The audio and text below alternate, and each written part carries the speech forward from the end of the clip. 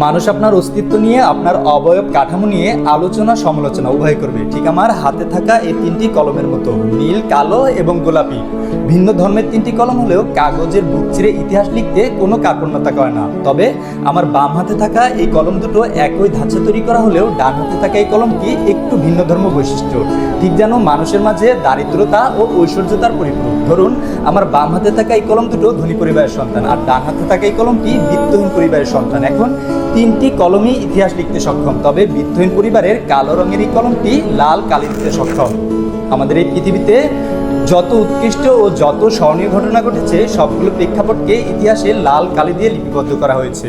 মনে আছে পল্লী কবি জসীমউদ্দীনের সেই বিশিষ্ট কবিতা, জনম কালো মরণ কালো, কালো ভুবনময়, চাষিদের ওই কালো ছেলে সব করেছে জয়। আসলে বিত্তহীন চাষিদের ওই কালো ছেলেগুলো ঠিক এই কালো কলমের মতো পৃথিবীর সকল তাৎপর্যপূর্ণ ইতিহাস গড়ে গিয়েছেন।